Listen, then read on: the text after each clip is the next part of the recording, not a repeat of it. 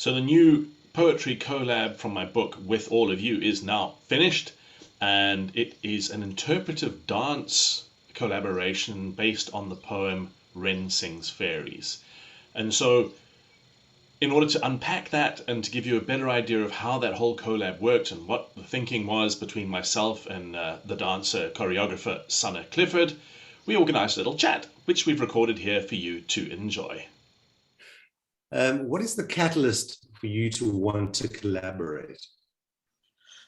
In general, to collaborate, it inspires me to see other people's work and then respond to each other. You have your own ideas, but together you can come to a new place, something that you might not be able to get to on your own.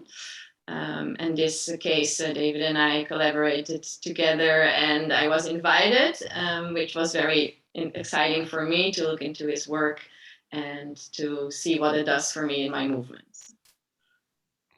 What is your methodology, your approach? You speak of David approaching you. What was your approach or methodology? Well, I of course read his poems, and I went also into the studio to improvise and see what are the first ideas of my body, and like how does it feel? Which words resonate for me? Is there more of an atmosphere, or is it more of a literal understanding? So I tried different approaches by improvising, and I also shared this with David. But each creative process can be slightly different. Sometimes I have a concept, sometimes I prefer to first get to an atmosphere of a feeling and then continue and make it more specific. So in this case, the starting point was a few lines in the poem that really stood out for me, and then I wanted to grasp that in movement and in a movement quality. Understood. And David, what is your intention with these collaborations, these creative collaborations?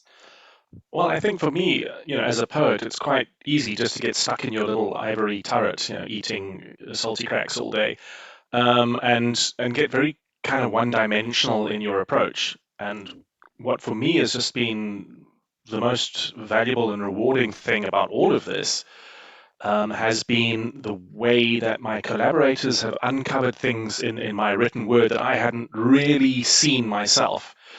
And so taking a poem into dance, I was super intrigued to do, because I've now had visual and I've had music. This was the first time someone had translated these words into physical movements without any words. And I was, I guess, just super curious as to how that would work and what it would end up looking like.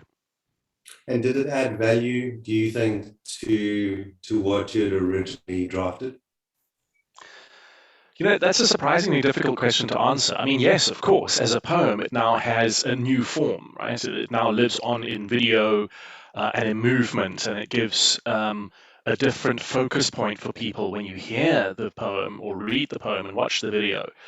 But in terms of it teasing out a new meaning, not so much a meaning as much a different emotion. I think the movements that Sanne put together and the dance kind of made my response to the poem much more emotional than it had been before. I think, the poem is kind of a reflection on walking and hearing a bird, and suddenly I was kind of really less intellectually busy with the poem and more emotionally busy with it. Mm-hmm.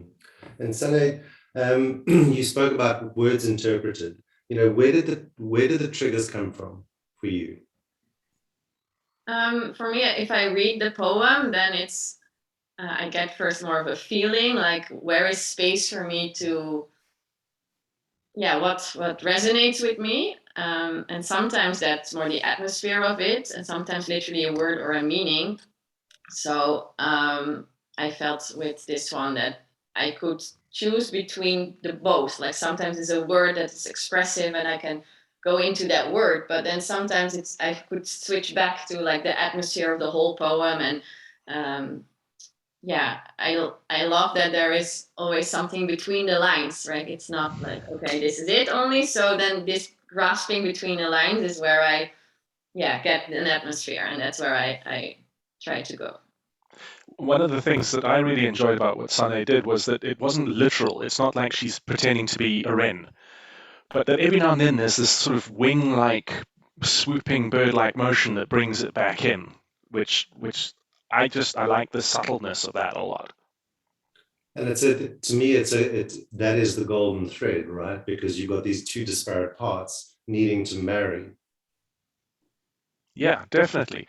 And it wasn't entirely obvious how it was going to turn out in the beginning. As Sanne said, she had shared some videos with me of things she had done improvising in the studio, and I was very happy with where that was going. And then we talked once or twice, and then we just got together out in the heather in the middle of nowhere near where I live, near Utrecht, and just kind of went for it with me reading the poem while Sanne improvised, and then experimenting with the pacing of the words and different movements in slightly different locations to come up with something that would together express what Sanne was experiencing, as well as expressing or re-expressing the sentiments of the poem. Sanne, what did being involved with this project do for you? What was the most rewarding? I really like that we had this phase of exploring, so not knowing exactly where it should go, but developing this together, and then the freedom of not right away working to this end result, but to experiment and to ask questions, to encourage each other, inviting each other to try something out and have this open space is very rewarding for me. And also that we really both put in ideas and we could do this or that, and it's came there step by step, and we were and also dancing outdoors for me is also very inspiring. So yeah, it's a combination of things, for sure. It looked like you were enjoying yourself, which is great. And David, question to you is, how do these collaborations, the ones that you've done till now, especially this one, inform what you intend doing next? I'm not sure. I mean, what Sanne just said now about the level of collaboration, that's something that I'm suddenly in my whole life doing a lot more of. I've generally been quite solo about everything, and in fact, most of the other collabs I've had absolutely no input in whatsoever, apart from sending a bunch of poems to someone who then chose them and did something to them and sent it back to me. I'm like, okay, cool, that's it.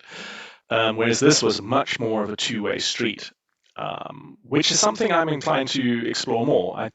For me, it might be quite nice to not end up with, not go to someone with a finished text, but to rather say, hey, I've got an idea, this is a theme, or I've got this line, I don't know where it needs to go, and then with a dancer or an illustrator or a musician kind of go, right, what is this one part kick off for you? And then when they do something, I can kind of go, oh, and then actually literally co-create the entire work. That's exciting. Is that something that you would be interested in, Sanne? Definitely, yeah. I think in my work it's often like this, that there is a theme, but you're not sure yet how exactly it will. Of course, when you start writing a poem, you also don't know where it will end, but of course, performing arts, you never have it like this. It's always like, even if you do the same movement again, it's slightly something else. Even though you can be super precise and you can say this is the movement, but you have to recreate it. And once it's written and it's on a paper or on a screen, then that's there, and that's the difference. And yeah, I'm definitely interested in this co-creation. It's one of the things that how I work and what drives me. So wonderful. So you would do it again?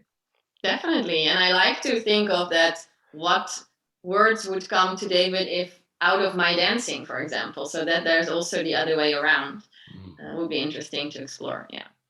There we are. So that's the challenge, David. Accepted. Will be part 2. Definitely. All right.